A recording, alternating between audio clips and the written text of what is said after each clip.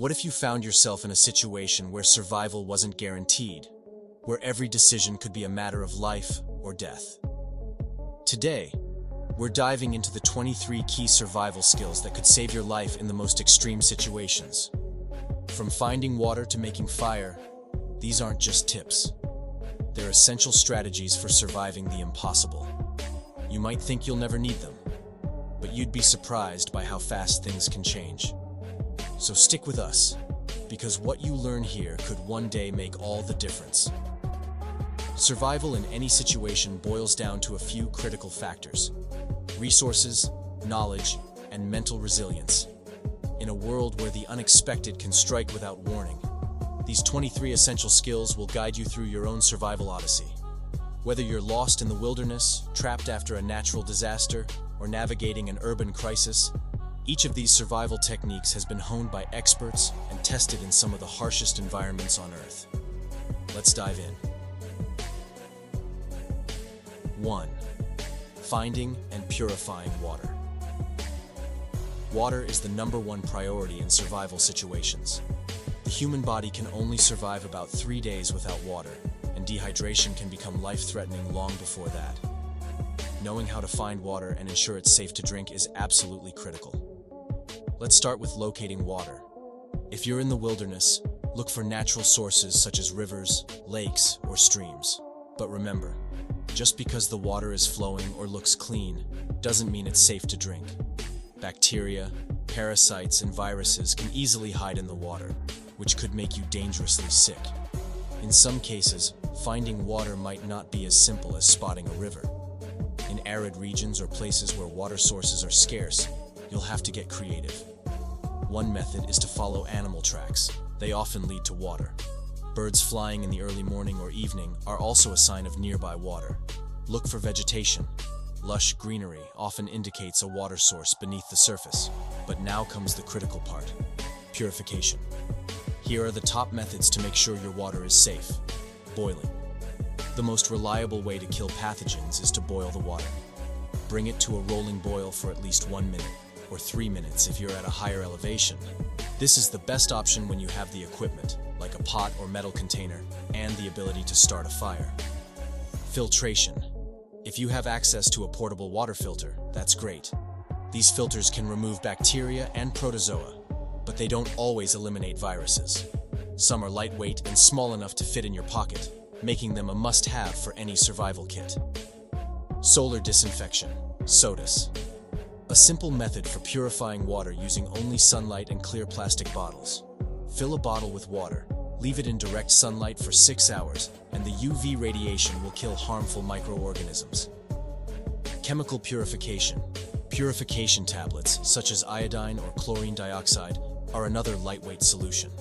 They are easy to use. Just drop them in your water and wait for the required time, usually 30 minutes. However, they may leave an unpleasant taste and don't work as well in cold water. In urban survival scenarios after a disaster, your water sources might be limited to what's around you: rainwater, pools, or even water from the toilet tank. The key here is to always purify the water first. Avoid anything that's near industrial areas, as chemicals and toxins could contaminate the water. Example. Story: the 1972 crash of Uruguayan Air Force Flight 571 into the Andes left survivors stranded for over 2 months. One of their first survival tactics was to melt snow for water. With very limited resources, they improvised containers to hold the water and rationed it among the group, making careful decisions about when and how much to drink. Without water, they wouldn't have survived long enough to be rescued. 2. Building shelter. Once you have water, the next priority is shelter. Exposure to the elements, whether it's the blazing sun, freezing cold, or torrential rain, can quickly lead to hypothermia or heat stroke. The general rule is to create a shelter within the first few hours of realizing you're in a survival situation. Wilderness shelters, lean-to shelter. This is one of the simplest and quickest shelters to build. Start by finding a sturdy, long branch and lean it against a tree or rock.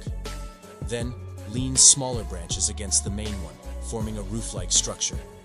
Cover the frame with leaves, grass, and other natural materials for insulation. The key is to position it so the entrance is facing away from the wind. Debris hut. For colder climates, you need a shelter that traps body heat. Start by building a simple A-frame out of sticks. Then pile leaves, grass, and other debris on top until the structure is covered. The more material you add, the better it will insulate you from the cold. Inside, line the floor with leaves or pine needles to keep yourself off the cold ground.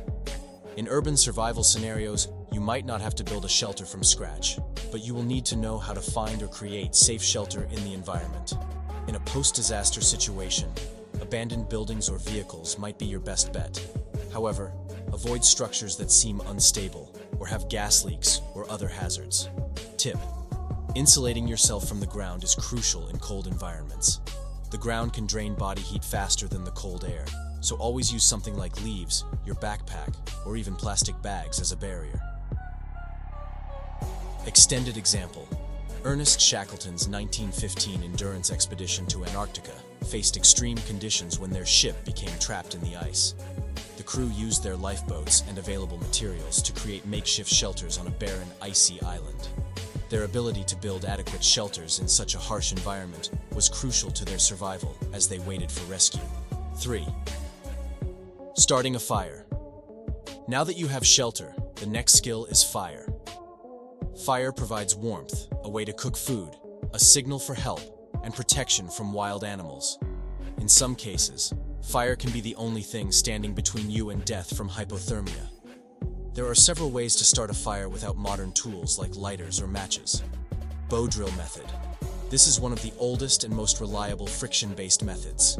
You'll need a bow, a spindle, and a fireboard. By spinning the spindle with the bow, you create friction that generates enough heat to start a small ember. Once you have the ember, carefully transfer it to your tinder, dry grass, leaves, or other highly flammable material, and gently blow on it until it ignites. Magnesium fire starter. This is a modern survival tool that can easily ignite a fire, even in wet conditions. Scrape off some magnesium shavings onto your tinder, then strike the flint to create a spark. Battery and steel wool. A battery and a small piece of steel wool can create a fire in seconds. The steel wool conducts electricity, which heats up and ignites when it comes into contact with the battery terminals. Once you've started your fire, you'll need to build it up. Start with tinder, small dry materials like leaves or dry grass. Then add kindling, small sticks and twigs. And finally add larger logs once the fire is burning steadily. Tip: always prepare more tinder and kindling than you think you'll need. Fires can go out quickly if they don't have enough material to sustain them. Extended example. In the 1996 Mount Everest disaster, climbers were trapped in a deadly storm at high altitude. Those who survived made use of small portable stoves to melt snow for water and cook food, a vital step that helped them avoid dehydration and conserve energy in the freezing conditions. 4. Navigation. Without a compass. One of the most important skills in a survival situation is navigation. If you're lost, the ability to find your way without a compass or GPS can be the difference between rescue and becoming hopelessly lost. In the wilderness, nature offers several clues to help you orient yourself. Shadow stick method. Stick a branch into the ground and mark where the shadow falls. Wait 20 to 30 minutes and mark the new position of the shadow. The line between the two marks will run roughly east to west, with the first mark being west. Using stars. In the Northern Hemisphere, the North Star, Polaris, is a reliable guide to finding true north. To locate it, find the Big Dipper constellation and follow the two stars at the edge of its bowl. They point directly to Polaris. Moss and tree growth. You may have heard that moss grows on the north side of trees, but this isn't always accurate. Instead, look for thicker growth on one side, which can sometimes indicate the side that gets the most shade, usually north in the Northern Hemisphere. In urban environments, navigation may require different skills. After a disaster, street signs, landmarks, or even debris can help you find your way to safety. Be aware of your surroundings and mark your path if you're traveling over long distances. Hypothetical scenario. Imagine you're hiking in a dense forest and suddenly realize you've lost your way. With no compass or GPS signal, You use the shadow stick method to determine the direction and set a course for the nearest road or river. By staying calm and using the natural clues around you, you avoid wandering further into danger. 5. Mental resilience and stress management. Survival is as much about psychology as it is about physical skills. Maintaining mental resilience is crucial to surviving any extended ordeal. Panic is a major enemy in survival situations. When people panic, they tend to make impulsive and irrational decisions, which can lead to disastrous outcomes. The STOP method is an effective mental tool for staying calm in high-stress situations. Stop. Take a deep breath. Recognize that panicking won't help and will only make things worse. Think.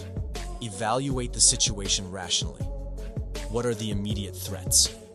What resources do you have? Observe. Look around. Are there sources of water or shelter nearby? What dangers might be present? Plan.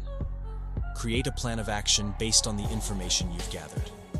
Break down the plan into small, manageable steps. Survival is often about being able to take control of your emotions, manage fear, and stay focused on practical solutions. Extended example. In 2003, Aaron Ralston found himself trapped in a Utah canyon with his arm pinned under a boulder.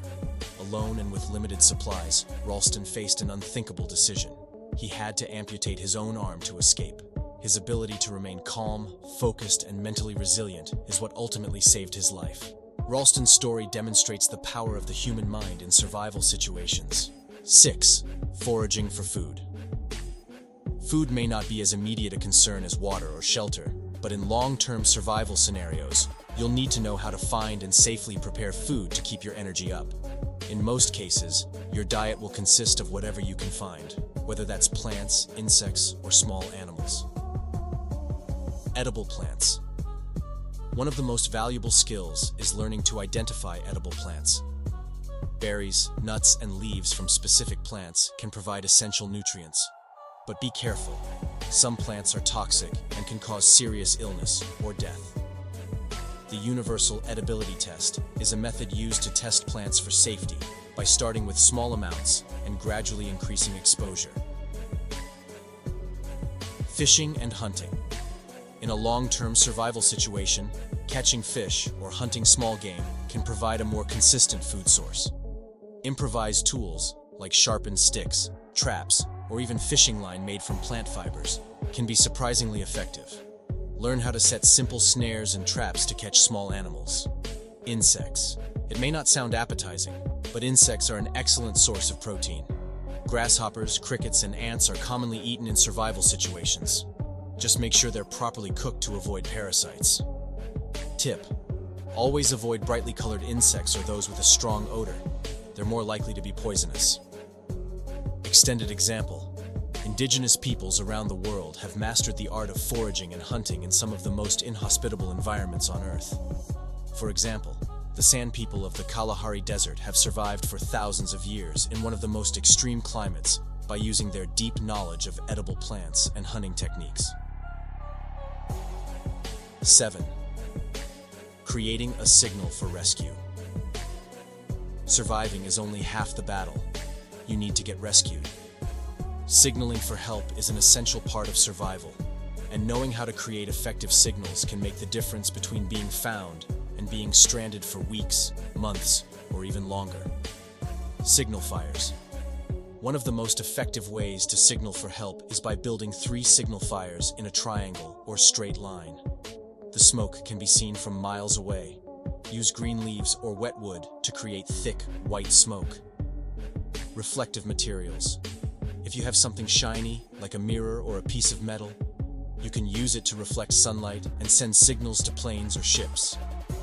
Flashing a mirror can be seen from great distances, especially in bright sunlight. SOS messages.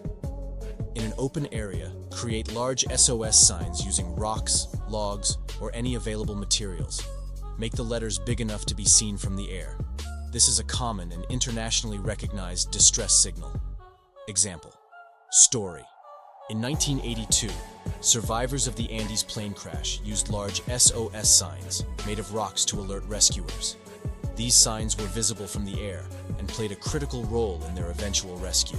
8. First aid skills. In a survival situation, injuries are common, and knowing how to administer basic first aid is crucial. Being able to stop bleeding, set broken bones, or treat burns can save your life or the lives of others. Tourniquets. In cases of severe bleeding, a tourniquet may be necessary to stop the blood flow. Tie it tightly above the wound, but remember that improper use can cause tissue damage. Splints. If you or someone in your group breaks a bone, you can improvise a splint using sticks and cloth to immobilize the limb. Keeping the injury stable is key to preventing further damage. CPR. Knowing how to perform CPR could save someone's life in the event of a cardiac arrest. Even if you don't have a first aid kit, you can use your knowledge to stabilize and care for injuries. 9. Managing cold weather survival. Surviving in cold weather presents a unique set of challenges. Hypothermia, frostbite, and exposure can kill quickly if you're not prepared. Layering clothes. One of the best ways to stay warm is by wearing multiple layers of clothing. Each layer traps heat, helping to keep your body temperature stable. Avoid sweating, as wet clothes can rapidly cool your body, increasing the risk of hypothermia. Insulating from the ground. The ground can suck away your body heat faster than the air, so always make sure you're insulated from the cold ground. Use leaves, pine needles, or even your backpack as a barrier. Extended example. In the famous case of the 1996 Mount Everest disaster, climbers who survived did so by staying together, sharing body heat, and using every resource they had to stay warm in sub-zero temperatures. 10. Managing hot weather survival. In extreme heat, dehydration and heat stroke are your biggest enemies. Knowing how to manage your body's temperature and conserve water is critical. Staying hydrated. In hot weather, you need to drink water frequently, even if you don't feel thirsty. Dehydration can sneak up on you quickly and lead to heat stroke. If water is scarce, drink small amounts regularly rather than large quantities at once. Finding shade. Always look for shade or create it using materials around you. Exposing yourself to the direct sun for too long can lead to heat stroke, which is life-threatening. Use branches, leaves, or even clothing to create a makeshift shelter from the sun. Conclusion. Mastering these 23 key survival skills could be the difference between life and death in a crisis. From finding water to building shelter, starting a fire, and signaling for help, these essential skills will keep you alive in even the most extreme environments. While we hope you never have to use them, knowing these survival techniques is something that could one day save your life.